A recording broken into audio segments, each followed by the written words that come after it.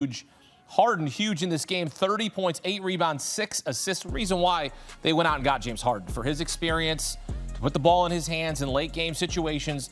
Donovan Mitchell, cold early, 21 points in the end. Again, he had 7 of his 21 in overtime, finished 1 of 8 from 3, but that 3 was massive there in overtime. Max Strus off the bench, 20 points, 8 rebounds. Cade Cunningham had a heck of a game, 39 points, 7 rebounds. Janice Jenkins, 19. He was awesome. But the Cavaliers finally win one on the road this postseason, 117-113, to take a 3-2 lead.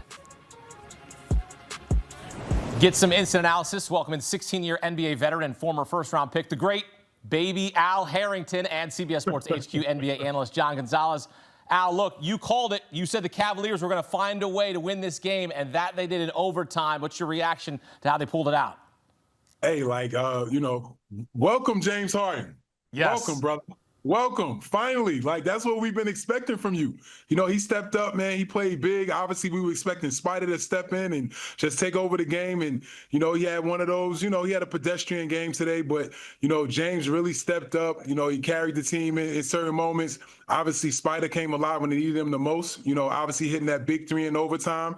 And then what Detroit do? Turn the ball over. And it was a 5-point play. And I think they scored 5 points in 3 seconds.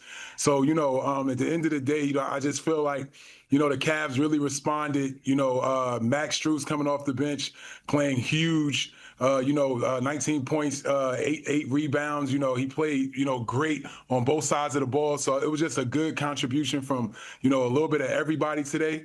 And, they finally got that road win. Cavs trailed by as many as 15, John, and they found a way to rally. They went on a 9-0 run at the end of regulation, aided by Evan Mobley, who was clutch with buckets down the stretch. What's your standout performance, your standout takeaway, and your headline from this game for the Cavaliers as they finally get a road win? Well, my standout performers are you two, because before the game, you two said that the Cavs were finally going to get a road win, and I said you're crazy because they had 5 road games before this, and they lost all of them, and their scoring average dipped.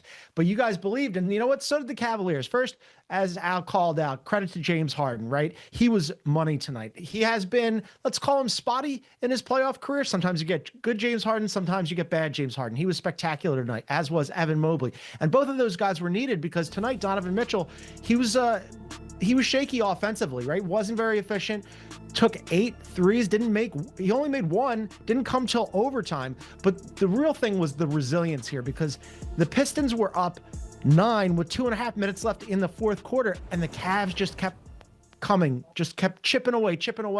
And even though the Cavs had more turnovers and that led to more points for the Pistons, what happened in overtime? Unfortunate turnover by Cade Cunningham. Max Strus picks him, gives it off to Donovan Mitchell. He gets an easy bucket. And then all those critical plays in overtime, they just kept stacking really good plays. And credit to the Cavaliers. They finally get a road win, and it couldn't have come at a bigger or more important time. Yeah, Cleveland outscored Detroit 23-10 in the final 3 minutes of the fourth quarter in overtime. And Al, they got to overtime thanks in part to maybe a no call. I want to take you back to end of regulation. Donovan Mitchell, the ball gets stripped by Asar Thompson, and then Jared Allen appears to trip Thompson there. And if they call that a foul, we're talking about free throws for Detroit. We're talking about potentially a different outcome here. What did you see? I mean, one, I saw a foul, just like everybody else. As they say, Stevie Wonder could have seen that. He forgot foul right there. I'm surprised by Tony Brothers because, obviously he's a really good referee.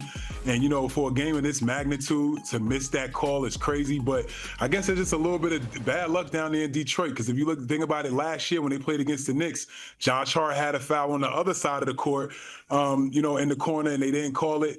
And that was the difference between them winning and losing the game and possibly this series. Yeah, there's no doubt about it. I mean, Asar Thompson played incredible defense in this game, especially on Donovan Mitchell. There's a reason why Donovan Mitchell had a really inefficient night tonight and really needed James Harden and Evan Mobley and Jared Allen and Max Strus to pick him up. That's a clean strip. And then they're going the other way, and all of a sudden he gets bowled over. That should be a foul call. And they didn't look at it. They didn't look at the time. I thought at the very least that they'd look to see whether or not there was any time left on the clock. They didn't do that either. And if you're the Pistons, you're probably in your feelings about that, right? Because you're thinking, okay, that should be Asar Thompson on the line with a chance to win the game rather than sending it to overtime. And instead it goes to overtime and the Cavaliers pull away. Although we should also say, despite the fact that they booted that call, the Pistons went cold at the end of the fourth quarter. As I mentioned, you're up 9 with 2.5 left. You got to salt that away. You're at home. The Cavs haven't won one on the road. That should be your game. You're going to be kicking yourself. Yes, you're going to be angry that they booted that call, but you also should be angry at yourself for giving them the opportunity to steal that game on your floor. You're absolutely right. And for Cleveland, it's largest comeback win in the final 3 minutes of the fourth quarter in the playoffs. As they come back to win this game. We always talk about how just want to go steal one on the road. Perhaps they really put the steal there and steal one on the road. I mean, John, that's a steal right there. I mean, you literally stole the victory by no foul call, and I'm sure that there's going to be some controversy out of Detroit on that one. They're going to be disappointed in that call and the non-call. And also, as you mentioned there, they went cold. Who disappointed you down the stretch here, John? Because Cade Cunningham needed some help, and he got some help from Tobias Harris and Dennis Jenkins, but needed some other role players to step up. Yeah, and this is where I'm looking at Jalen Duren, right? Because Cade Cunningham was phenomenal tonight. Now, he had some turnovers. He had a big one in the fourth quarter. But that's because the usage rate for him is through the roof. They ask him to do so much. I'm going to put Cade Cunningham in the 6 turnovers to the side because he did everything else well. Tobias Harris, he's been excellent in the playoffs. Not his best game tonight, just 1 of 6 from deep. And then Dennis Jenkins has to step into the starting lineup. He has 19 points because Duncan Robinson was out with an injury. So I'm looking at Jalen Duren, who did not play in the fourth quarter and overtime. Instead, J.B. Bickerstaff went to Paul Reed, and this has been a problem all playoffs long for the Pistons, that Jalen Duren has not looked like the guy who really made a leap during the regular season. During the regular season, averaged over 19 points and 10 rebounds per game. During the playoffs, that scoring average has taken a nosedive. The rebounds have fallen. His field goal percentage have fallen off. Here's how you know that he wasn't good tonight. And I'm not a fan of single game plus minus. I think it's a stat that's sometimes overused. But in 25 minutes, he was a minus 16. And if you don't believe the numbers, believe J.B. Bickerstaff going, can't play him. Can't play him in fourth quarter. Can't play him in overtime. Got to go to my third center. Got to go to Paul Reed. This is a guy in Jalen Duren who's going to go into this offseason looking for major money. And by what he did in the regular season, he should get paid. By what he's doing in the playoffs, now all of a sudden, if I'm Detroit, I'm thinking twice, because if J.B. Bickerstaff can't put him out there in a critical game 5 on your own floor, something's wrong. All right, so now the series heads back to Cleveland, Al, where my Cavaliers are a perfect 6-0. Do we think they go 7-0 and make a date with the Knicks, or are we going 7 here? I think they have a good opportunity to close it out at home. Like, obviously, we know that, Detroit, they had their back against the wall, in the last series, and you saw how they responded. So we know that they have it in them. But, I think that Cleveland they play really good at home. They're a totally different team, and I think that they should be able to close out Detroit and get prepared for the Knicks. I'm not going to go against you two.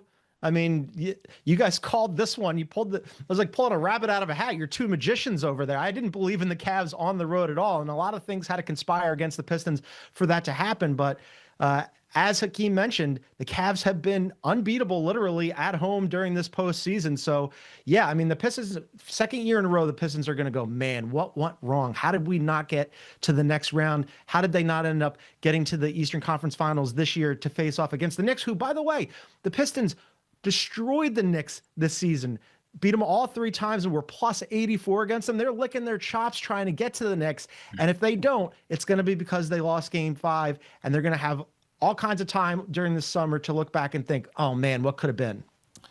Cavaliers finally win one on the road, a pivotal game 5 win in Detroit. Game 6 Friday night back in Believe land, where baby Al Harrington and myself believe in the Cavaliers. John's on board now. Men, thank you. Appreciate the perspective here on CBS Sports HQ. Thanks. Great stuff as always, talking ball with them. And, Cavaliers going to need multi-game series comebacks here. Looking for one here. Came back against the Raptors. Now a chance to come back here against the Detroit Pistons. It was tied 2-2. Now they're up 3 games to